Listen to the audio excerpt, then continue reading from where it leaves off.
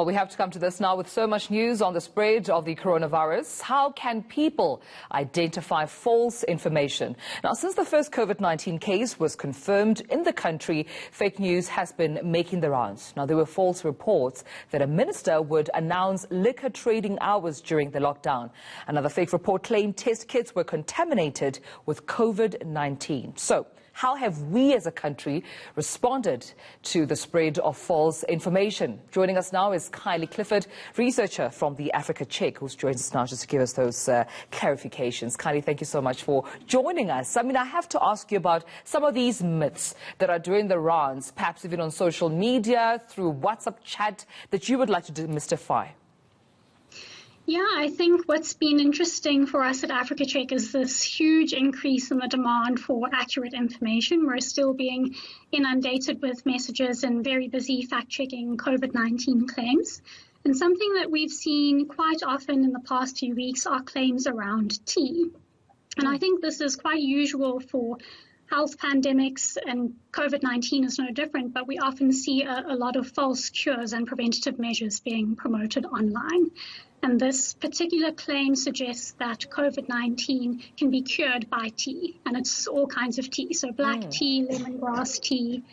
When we looked into the claim, however, what we found, for example, is that caffeine, which is a substance in tea, is often used to treat things like headaches and migraines, but it's not being used to treat viral infections.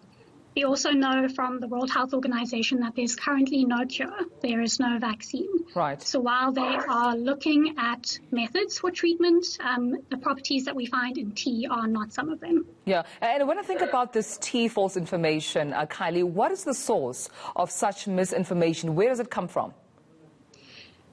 All over, really. We're seeing a lot of it come through on WhatsApp in the form of chain messages. And I think in situations like this, people are quite eager to find out as much as they can about the virus. They might think that they are being helpful by forwarding certain claims. And we also see it on Facebook and Twitter as well.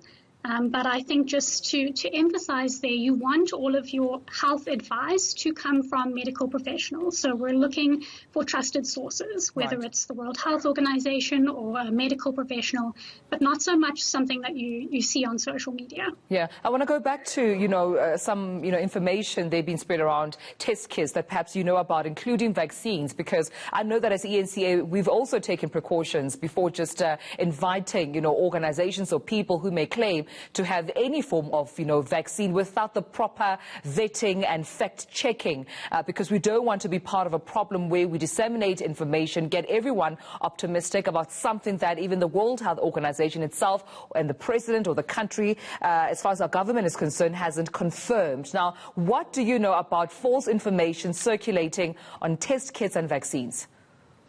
Yeah, I think there as well, there's obviously a lot of interest in vaccines. It's a global pandemic, and it's a disease that's gripped the world quite intensely, and people are interested in what kind of treatment is available.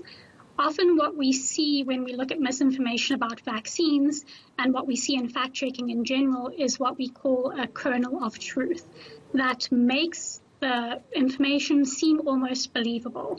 Because when we look at a lot of these messages about vaccines and you go back and you do the research and you look at what the World Health Organization is saying, they will make it quite clear that although research is being conducted into several vaccines and there are various clinical trials that are ongoing, there are no conclusive results yet, and it's unlikely that we will have a conclusive result for another months to come, or even in the next year.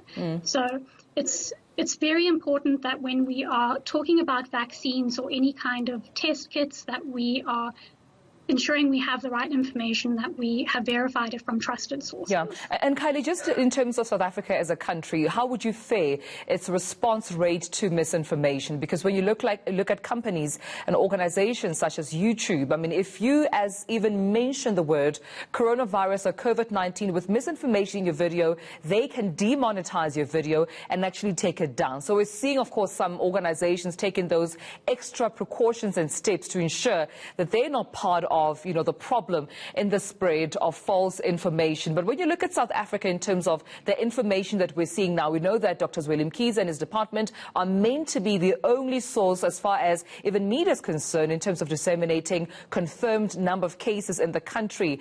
Are we faring well compared to other countries? Well, I think that, when it comes to sharing false information, I think that people are being quite careful, especially after the government has put into practice that, if you are found to be sharing false information, there could be criminal prosecution involved.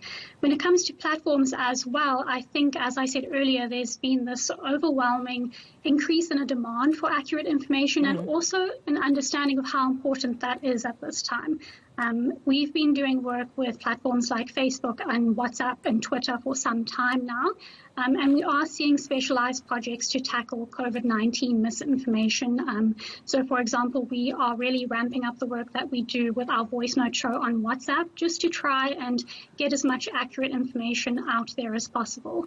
I mean, ultimately, it's a health pandemic, and we are dealing with people's physical well-being and essentially their lives. So we want to make sure that people are accessing accurate information and that they're basing their health decisions on that as well. Well, thank you so much, Cayle Clifford, researcher from Africa Check, for joining us.